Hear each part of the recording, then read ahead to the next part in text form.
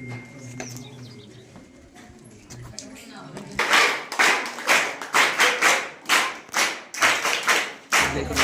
ಮಾಡಕ್ಕ ನೋಡ್ರಿ ಹೋಗ್ಬೋದು.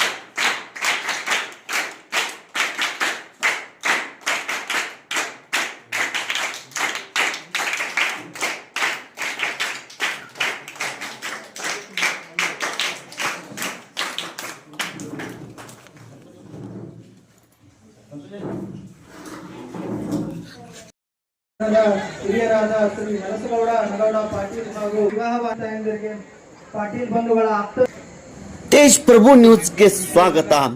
ಯಶಸ್ವಿನ ಗರಿ ನಿಮ್ಮ ಹೆಗಲೇರಲಿ, ಸಾಧನೆಯ ಶಿಖರ ಹುಲ್ಲು ಹಾಸಿನಂತಾಗಲಿ, ಹಾದಿ ಮುಳ್ಳುಗಳು ಹೂಗಳಂತಾಗಲಿ, ಯಶಸ್ಸು ರತ್ನ ಕಂಬಳಿಯಾಗಲಿ, ನೀವು ಮುಟ್ಟಿದ್ದೆಲ್ಲ ಚಿನ್ನವಾಗಲಿ. ಅದೇ ರೀತಿ ನಿಮ್ಮ ಮಾರ್ಗದರ್ಶನ ಎಲ್ಲರಿಗೆ ಮಾದರಿಯಾಗಲಿ. ವರ್ಷದ ಎಲ್ಲ ದಿನಗಳು ನಿಮಗೆ ಶುಭವಾಗಲಿ ಶುಭವಾಗಲಿ.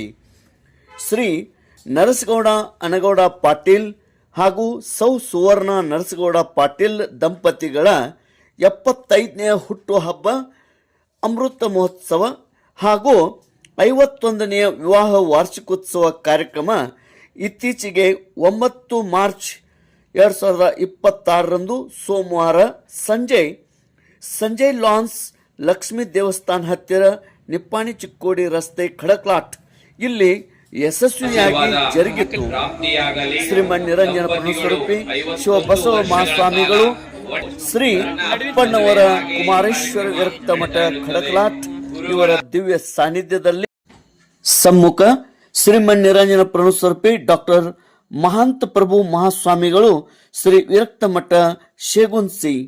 ಅದೇ ರೀತಿ ಈ ಒಂದು ಕಾರ್ಯಕ್ರಮದಲ್ಲಿ ಸೌ ರೇಖಾ ಶ್ರೀ ಸುರೇಶ್ ನರಸಗೌಡ ಪಾಟೀಲ್, ಸೌ ಸೀಮಾ ಶ್ರೀ ಕಿರಣ್ ನರಸಗೌಡ ಪಾಟೀಲ್, ಮೊಮ್ಮಕ್ಕಳಾದ ಸೌ ಐಶ್ವರ್ಯ, ವಿಶ್ವನಾಥ್, ಅಭಿಷೇಕ್, ಸುಮಿತ್ ಪಾಟೀಲ್ ಬಂಧುಗಳು ಮತ್ತು ಖಡಕ್ಲಾಟ್ ಗ್ರಾಮದ ಗುರು ಹಿರಿಯರು ಹಾಗೂ ಆಪ್ತ ಮಿತ್ರರು, A1 ಮಾರ್ಟ್ ಸೂಪರ್ ಬಜಾರ್ ಖಡಕ್ಲಾಟದ ಎಲ್ಲ ಪದಾಧಿಕಾರಿಗಳು, ಸಿಬ್ಬಂದಿಯವರು ಈ ಒಂದು ಕಾರ್ಯಕ್ರಮದಲ್ಲಿ ಪಾಲ್ಗೊಂಡಿದ್ದರು.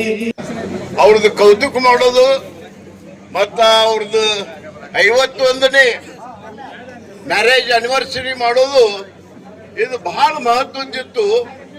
ಆ ಪ್ರಕಾರ ಅವ್ರು ಇದ್ರೊಳಗೆ ಏನ್ ತೋರಿಸ್ಕೊಡ್ತೈತಿ, ತಂದೆ ತಾಯಿಯವ್ರ ಮ್ಯಾಲ ಇದ್ದಿದ್ದ ಪ್ರೇಮ ಇದು ತೋರಿಸ್ಕೊಡ್ತೈತಿ. ಈ ಪ್ರಕಾರ ಎಲ್ಲರೂ ನಾವು ನಡ್ಕೊಳಾಗ್ಬೇಕು. ನಮ್ ತಂದೆ ತಾಯಿಯವರು ಈಗ ನಮ್ಮಲ್ಲಿ ನಮ್ ಜೊತೆ ಇಲ್ಲ, ಆದ್ರೆ ಯಾರ್ಯಾರ ತಂದೆ ತಾಯಿ ಆದವರು ಇಷ್ಟ ಮನಸ್ಸಲ್ಲೇ ಅವ್ರ ಮ್ಯಾಲ ಪ್ರೇಮ್ ಮಾಡಬೇಕು ಅಂದ್ರನ ಅವ್ರಿಗೆ ದೀರ್ಘ ಆಯುಷ್ಯ ಸಿಗ್ತದ. ಯಾಕಂದ್ರೆ ಮಕ್ಕಳ ತಂದೆ ತಾಯಿಯವರ ಜೊತೆ ಚೆನ್ನಾಗಿ ನಡೆದ್ರು ಮತ್ತ ಇವ್ರದ ಆಯುಷ್ಯ ಬೆಳೆದಿ. ಇವ್ರು ಎಲ್ಲರೇ ಒಂದ್ ಸ್ವಲ್ಪ ಅವ್ರ ಮನಸ್ಸನ್ನು ನೋವು ಮಾಡಿರು ಅಂದ್ರೆ ಬಹಳ ಮನುಷ್ಯಗೆ ಹಚ್ಕೋತಾರು. ವಯಸ್ಸಾಗಿರ್ತೈತಿ, ಈ ವಯಸ್ಸದೊಳಗ ಅವ್ರಿಗೆ ಬಹಳ ಸಂಭಾಳಿಸೋದ ಬಹಳ ಮಹತ್ವದ ಇರ್ತೈತಿ. ಅಂದ್ರೂ ಇದೊಂದು ಬಹಳ ಚಂದ ಕಾರ್ಯಕ್ರಮ ಮಾಡ್ರಿ. ನಮ್ಮ ಮನಸ್ಸರೇ ಬಹಳ ತುಂಬಿ ಹೋತ್ ನೋಡ್ರಿ. ಇದೆಲ್ಲ ನರಸಗೌಡ್ರದ್ದು ಇರ್ಲಿ, ಅಮ್ಮ ಅವ್ರದ್ದು ಇರ್ಲಿ, ಈ ಕಾರ್ಯಕ್ರಮಕ್ಕ ನಮಗ ಕರೆದ್ರು. ಈ ಕಾರ್ಯಕ್ರಮ ನಮ್ಮದು ಆಕ್ಚುಲಿ ನಮ್ಮದೇನು ಸತ್ಕಾರ ಮಾಡೋದು ಜರೂರು ಇಲ್ಲಾಗಿತ್ತು. ನಾವು ಅವ್ರ ಮನುಷ್ಯ ಇದ್ದಂಗನ ಇದೇನು. ಇವತ್ತು ರಮೇಶ್ ಕತ್ತಿ ತಪ್ಪು ಒಪ್ಪಿನಲ್ಲಿ ಇವತ್ತು ಅವರ ಆಶೀರ್ವಾದ ಕಾರಣ ಇದೆ. ನಾ ತಪ್ಪು ಮಾಡಿದ್ರು ಅದಕ್ಕೆ ಅವರ ಆಶೀರ್ವಾದ ಇರ್ಬೋದು, ನಾವು ಒಪ್ಪು ಮಾಡಿದ್ರು ಅವ್ರ ಆಶೀರ್ವಾದ ಇರ್ಬೋದು. ಇವತ್ತಿಗೆ ನಾನು ಇಷ್ಟು ದೊಡ್ಡವನಾಗಿ ಬೆಳೀಲಿಕ್ಕೆ ಖಡಕ್ಲಾಟದ ಪಾಟೀಲ್ ಕುಟುಂಬದ ಸಂಪೂರ್ಣ ಜನರ ಆಶೀರ್ವಾದದಿಂದ ಈ ಸ್ಥಾನಕ್ಕೆ ನಾನು ಬಂದಿದ್ದೀನಿ ಅನ್ನುವಂತ ಬಹಳ ಸಂತೋಷದ ಮಾತನ್ನು ನಾನು ಹೇಳಿಕೆ ಇಚ್ಛೆ ಪಡ್ತಾ ಇದ್ದೇನೆ. ಬಹುಶಃ ಈಗ ಅವರಿಬ್ರು ಕೂಡ ಅಂತಿರ್ಬೋದು, ಯಾಕಂದ್ರೆ ಅವ್ರ ಮದುವೆಯಾಗನ ಇಷ್ಟು ಖರ್ಚು ಮಾಡಿದವ್ರು ಗೊತ್ತಿಲ್ಲ ಅವ್ರಿಗೆ. ಈ ಕಿವ್ಯಾಗ ಹೇಳಿದವ್ರು ಹೋಗು ಮುಂದ ಹುಡುಗರಿಗೆ ಹೇಳಿ ಹೋಗು, ನಮ್ಮ ಕಣ್ಣು ಮುಂದೆ ಎಲ್ಲ ಮಾರಬೇಡ ಅಂತ ಹೇಳು, ಮತ್ತೆ ಬದುಸ್ಕೊಂಡು ಇಟ್ಕೊಂಡು ಹೋಗಂತ ಹೇಳ್ರಿ. ನನಗೆ 75 ಅಂದ್ರೆ ಒಂದು 300 ರೂಪಾಯೋ 400 ರೂಪಾಯಿಗೋ ತೊಲಿ ಬಂಗಾರ. ಈ ಬಂಗಾರ ಬಂಗಾರದ ವಿಷಯ ತೆಗೆದ್ರೆ ಈಗ ಬಹುಶಃ ಹೆನಗಂಡು ವ್ಯವಹಾರಗಳು ಆಗೋದಿಲ್ಲ. ಆದ್ರೆ ಅವ್ರು ಇವತ್ತೆಲ್ಲ ಇದನ್ನ ನೋಡಿ ನಮ್ಮ ಮದುವೆಯಾಗನ ಈಗ ನಾನು ಮೊನ್ನೆ ಎಲ್ಲ ಮಾಹಿತಿ, ನಮ್ಮ ಅಜ್ಜಿ ಮದುವೆ ಅದು 1917ರಲ್ಲಿ 4,000 ರೂಪಾಯಿದಾಗ ಅವಾಗ ಅವರು ವರದಕ್ಷಿಣೆ ಕೊಟ್ಟು ಮದುವೆ ಮಾಡಿದ್ರು. ಆಮೇಲೆ ನಮ್ಮ ಅಪ್ಪನ ಮದುವೆ 1937ರಲ್ಲಿ ಇದೇ ಕಡಕ್ಲಾಡ್ ಗೌಂಡ್ರು 3 ದಿವಸ ಊರಿಗೆಲ್ಲ ಊಟ ಹಾಕಿ 17,000 ರೂಪಾಯಿ ಖರ್ಚು ಮಾಡಿ ಮದುವೆ ಮಾಡಿ ನಮ್ಮ ಅವನ್ನ ನಮ್ಮ ಕಡಕ್ಲಾಡ್ ನಮ್ಮ ಊರಿಗೆ ಕೊಟ್ಟಿದ್ರು. ಅದನಂತರ 1986ರಲ್ಲಿ ನನ್ನ ಮದುವೆ 35,000 ರೂಪಾಯಿ ಖರ್ಚದಲ್ಲಿ 20,000 ಜನರಿಗೆ ಹಂದ್ರ ಊಟ ನಾಷ್ಟ ಎಲ್ಲ ಮಾಡೋದ್ ಮುಖಾಂತರ ಮುಗಿದಿತ್ತು. ಆದ್ರೆ ಈಗಿನ ಮದುವೆಗಳು ಯಾವ ರೀತಿ ಆಗಾಕತ್ತಾವ ಅಂತಂದ್ರೆ ಇವತ್ತು ಅದಕ್ಕೆ ಬಸವಣ್ಣವರ ಮಾತು ನೆನಪಾಗ್ತದೆ. ಉಳ್ಳವರು ಶಿವಾಲಯ ಮಾಡುವರಯ್ಯ, ನಾನೇನು ಮಾಡಲಿ ಬಡವನಯ್ಯ, ಎನ್ನ ಕಾಲೇ ಕಂಬ, ಎನ್ನ ದೇಹವೇ ದೇಗುಲ, ಎನ್ನ ಶಿರವೇ ಹೊನ್ನ ಕಳಸವಯ್ಯ, ಕೂಡಲ ಸಂಗಮ ದೇವ. ಉಳ್ಳವ್ರು ಮಾಡ್ರಿ, ನಾ ಬೇಡ ಅನ್ನಂಗಿಲ್ಲ. ಆದ್ರೆ ಇನ್ನೊಬ್ರು ಮಾಡಿದಾರ ಅಂತ ತಿಳಿದ್ರೆ ನಾನು ಮಾಡಾವ ಅಂತೇಳಿ ಸಾಲ ತೆಗೆದು ಮಾಡಕ್ ಹೋಗ್ಬೇಡ್ರಿ ಅನ್ನೋಂತ ಒಂದು ವಿನಂತಿ ಒಬ್ಬ ನಿಮ್ಮ ಮನೆಯ ಮಗನಾಗಿ, ಒಬ್ಬ ಹಿರಿಯ ಅಣ್ಣನಾಗಿ, ತಮ್ಮನಾಗಿ ಹೇಳುವಂತ ಕೆಲಸ ನನಗೆ ಆದ್ಯ ಕರ್ತವ್ಯದಲ್ಲಿ ದೇವರ ಆಶೀರ್ವಾದದಿಂದ, ಪೂಜ್ಯರ ಆಶೀರ್ವಾದದಿಂದ, ಅವರೆಲ್ಲರ ಆಶೀರ್ವಾದದಿಂದ ನಾವು ಭಾಗ ಆಗ್ಬೇಕಾಗಿತ್ತಂದ್ರೆ ಬದುಕಿದ್ರ 100 ವರ್ಷದ ಒಂದು ಇದೇ ಜೋಡಿಗೆ ಬಂದು ಮತ್ತೊಮ್ಮೆ ಸತ್ಕಾರ ಮಾಡುವಂತ ಕೆಲಸ ನಾವು ಮಾಡ್ತೀವಿ ಅನ್ನೋ ಮಾತನ್ನ ಹೇಳೋದ್ರ ಜೊತೆಗೆ ಇವತ್ತು ಅವರು ಒಂದು ಏನು ಹೊಸ ಪರಿಪಾಠವನ್ನ ಹಾಕಿದ್ದಾರೆ. ಸಮಾಜಕ್ಕೆ ಮಾದರಿಯ ದಂಪತಿಗಳ ಒಂದು ಶೋಭೆ ತರುವಂತ ಕೆಲಸವನ್ನು ಏನು ಹಾಕಿದ್ರೆ, ಖರೆಗೆ ರಾಜಕಾರಣಿಗಳಿಗೆ ಬಹುಶಃ ಇದೊಂದು ಎಕ್ಸ್ಟ್ರಾ ಬರ್ತೀನಿ. ಯಾಕಂದ್ರೆ ಇದು ಅನಸವಣ್ಣು ಬಂದ ಇಲ್ಲೇ ಕೂತ. ಯಾಕಂದ್ರೆ ಪರಿಸ್ಥಿತಿ ನಮ್ಮದು ಏನಾಗೈತೆ ಅಂದ್ರೆ ಈಗ ಎದಕ್ಕೆ ಒಂದು ತಪ್ಪಿಸಿ ಅಂದ್ರೆ ಈ ಅಜ್ಜದಾನು ಆಯದಳು ಆ ವಿಷಯ ಬೇರೆ ಅಂದ್ರೆ ಇನ್ನುಳಿದ ಎಲ್ಲಾ ವಿಷಯದಾಗ ಹೇಳಾಕತ್ತೆ. ಗಟ್ಟಿ ಮಾಡಕ್ ಹೋಗ್ಬೇಕು, ಗಟ್ಟಿ ಮಾಡಕ್ ಬರಬೇಕ, ಗಟ್ಟಿ ಮಾಡಕ್ ಹೋಗ್ಬೇಕು, ಮದಿಗೂ ಹೋಗ್ಬೇಕು, ಕುಬಸ್ಗೆ ಹೋಗ್ಬೇಕು.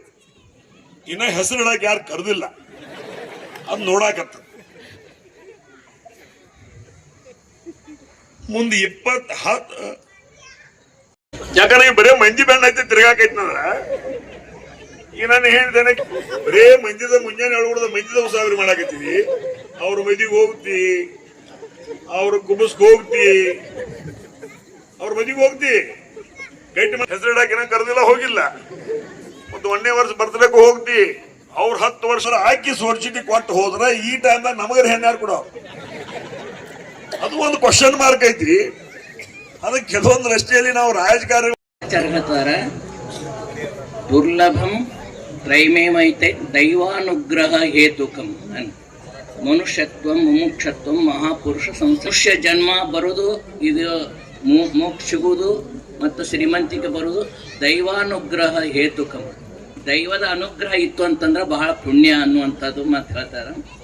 ಅದಕ್ಕೆ ಇವತ್ತು ನಮ್ಮ ಕಡಕಲಾಟದೊಳಗೆ ಪುಣ್ಯ ಜೀವಿಗಳಪ್ಪ ಅಂತಂದ್ರೆ ನಮ್ಮ ನರಸಗೌಡರು, ಅವರ ಧರ್ಮ ಪತ್ನಿಯಾಗಿರ್ತಕ್ಕಂಥ ಸ್ವರ್ಣ ತಾಯಿಯವರು ಬಹಳ ಒಂದು ಇವತ್ತು ನಮ್ಮ ಸಮಸ್ತ ಕಡಕಲಾಟದ ಹಿರಿಯರನ್ನ, ರಾಜಕಾರಣಿಗಳವರನ್ನ, ಅವರ ಬಂಧು ಬಾಂಧವರನ್ನ ಕರೆಸಿ ಇವತ್ತು ತಮ್ಮ ಶತಾಯುಷಿ ಆಗಲಿ ಅನ್ನುವಂಥ ಉದ್ದೇಶಕ್ಕಾಗಿ ಇವತ್ತು ನಾವೆಲ್ಲ ಕೂಡಿದ್ದೀವಿ.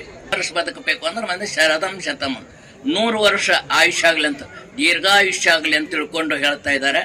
ಅಂಥ ಉದ್ದೇಶಕ್ಕಾಗಿ ಅವರ ಮಕ್ಕಳಾಗಿರ್ತಕ್ಕಂಥ ಸುರೇಶ್ ಪಾಟೀಲ್ರವರಾಗಲಿ, ಕಿರಣ್ ಪಾಟೀಲ್ರವರಾಗಲಿ, ಇನ್ನುಳಿದವರ ಬಂಧು ಬಾಂಧವರೆಲ್ಲ ಕೂಡಿಕೊಂಡು ಇವತ್ತು ನರಸಗೌಡರು ಅವರ ಧರ್ಮ ಪತ್ನಿ ಸುವರ್ಣತಾಯಿ ಅವರನ್ನ ಒಂದು ಇವತ್ತು ನಮ್ಮ ಸಮಾಜ ಹರಿಸಿ ಅವರು ದೀರ್ಘಾಯುಷ್ಯ ಆಗಲಿ, 100 ವರ್ಷ ಬದುಕಲಿ ಅನ್ನುವಂಥ ಮಾತನ್ನ ನಾನು ನನ್ನ ಗುರುವಿನನ್ನು ಸ್ಮರಿಸಿ, ಭಾರತೀಯ ಸಂಸ್ಕೃತಿ ಸಂಸ್ಕಾರದ ಕುರಿತಾಗಿ, ಆ ಮಹಾನತೆ ಗಹನತೆಗಳ ಕುರಿತಾಗಿ, ಆ ದಿವ್ಯ ಶಕ್ತಿಯ ಭವ್ಯ ಪರಂಪರೆಯ ಕುರಿತಾಗಿ ನಾವೆಷ್ಟು ಮಾತಾಡಿದ್ರು ಕೂಡ ಕಡಿಮೆನೆ.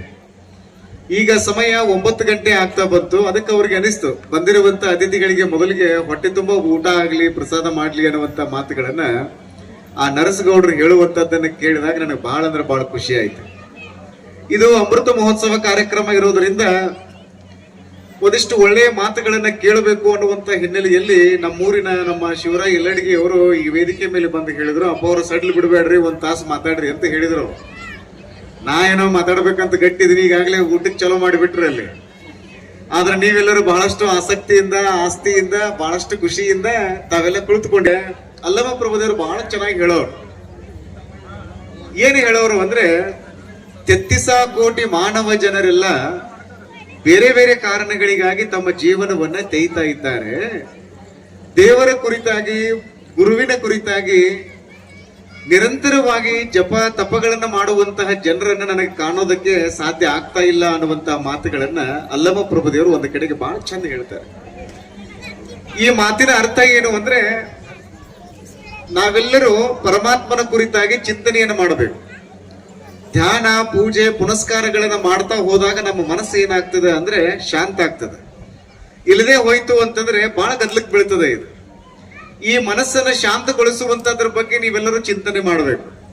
ಅದಕ್ಕೆ ನಾನು ಬಹಳ ಸಂದರ್ಭಗಳಲ್ಲಿ ಹೇಳ್ತೀನಿ, ಇವತ್ತು ಜಗತ್ತಿನ ಅತ್ಯಂತ ತಂತ್ರಜ್ಞಾನದಲ್ಲಿ, ಆಧುನಿಕ ಆವಿಷ್ಕಾರಗಳಲ್ಲಿ ಮುಂದುವರೆದಿರುವಂತಹ ರಾಷ್ಟ್ರಗಳನ್ನ ನೀವು ಸೂಕ್ಷ್ಮವಾಗಿ ಗಮನಿಸಿದ್ರಿ ಅಂದ್ರೆ ಅವ್ರ ಯಂತ್ರಗಳನ್ನ ಕಂಡುಹಿಡಿದಾರ, ಬೇರೆ ಬೇರೆ ಮಷಿನ್ಗಳನ್ನ ಕಂಡುಹಿಡಿದಾರ, ಬೇರೆ ಬೇರೆ ತಂತ್ರಾಂಶಗಳನ್ನ, ಸಾಫ್ಟ್ವೇರ್ ಕಂಪನಿಗಳನ್ನ ಅವರು ಮುನ್ನಡೆಸ್ತಾ ಇದ್ದಾರೆ. ಆದ್ರೆ ಮನುಷ್ಯನಿಗೆ ಮಾನಸಿಕ ನೆಮ್ಮದಿ ಸಿಗಬೇಕಾಗಿತ್ತು ಅಂದ್ರೆ ಆ ಎಲ್ಲ ದೇಶದವ್ರು ಏನು ಮುಂದುವರೆದಾರ ಅಂತ ತಿಳ್ಕೊಂಡು ಹೇಳ್ತೀವಲ್ಲ, ಅವ್ರು ಯಾವ ಕಡೆ ಮುಖ ಮಾಡಬೇಕು ಅಂದ್ರೆ ನಮ್ಮ ಭಾರತ ದೇಶದ ಕಡೆಗೇನೆ ಮುಖ ಮಾಡಬೇಕು. ಅವಾಗ ಮಾತ್ರ ಅವರಿಗೆ ಮನಃಶಾಂತಿ ಸಿಗ್ತದೆ ಅನ್ನುವಂಥದ್ರ ಬಗ್ಗೆ ನಮ್ಮ ದೇಶದವ್ರಿಗೆ ಗೊತ್ತಾಗಿಲ್ಲ. ಆದ್ರೆ ಹೊರದೇಶದವ್ರಿಗೆ ಈಗ ಅದು ಬಹಳ ಸ್ಪಷ್ಟವಾಗಿ ಗೊತ್ತಾಗ್ಯದ. ದುರ್ದೈವ ಏನು ಅಂದ್ರೆ ನಮ್ಮ ದೇಶದವರಿಗೆ ನಮ್ಮ ದೇಶದ ಮಹಾನತೆ ಗಹನತೆಗಳ ಬಗ್ಗೆ ಗೊತ್ತಿಲ್ಲ, ಸಂಸ್ಕೃತಿ ಸಂಸ್ಕಾರದ ಬಗ್ಗೆ ಗೊತ್ತಿಲ್ಲ. ಇವತ್ತು ನೋಡ್ರಿ, ಇವರಿಬ್ಬರು ಹಿರಿಯ ಜೀವಿಗಳು ಸಂಸಾರವನ್ನ ಸ್ವೀಕಾರ ಮಾಡಿ 50 ವರ್ಷ ಆಯ್ತು. ನಾನು ಇತ್ತೀಚೆಗೆ ಒಂದು ಸಮಯ ಬಹಳಷ್ಟು ಆಗಿರೋದ್ರಿಂದ ನಮ್ಮ ಶಿವರಾಯ್ ಅವರು ಹೇಳ್ತಾರ, ಅಪ್ಪ ಅವ್ರು ಮಾತಾಡಿದ್ರೆ ಸಡ್ಲ ಬಿಡಬೇಡ್ರಿ ಅಂತ ಹೇಳ್ತಾರ. ಆದ್ರೆ ಇದು ಪ್ರವಚನದ ವೇದಿಕೆ ಅಲ್ಲದೆ ಇರೋದ್ರಿಂದ ನಿಮ್ಮನ್ನೆಲ್ಲ ನೋಡಿ ನನಗೆ ಬಹಳ ಖುಷಿ ಆಯ್ತು. ತಾವೇ ಮಾಡಿಕೊಂಡು ಬದುಕಬೇಕು ಅನ್ನುವಂಥದ್ರ ಈ ಊರಿನ ನಮ್ಮ ಶೇಗುರುಶಿಯ ಯಲ್ಲಡಿಗೆಯ ಮನೆತನದ ನಮ್ಮ ಶಿವರಾಯ್ ಅವರು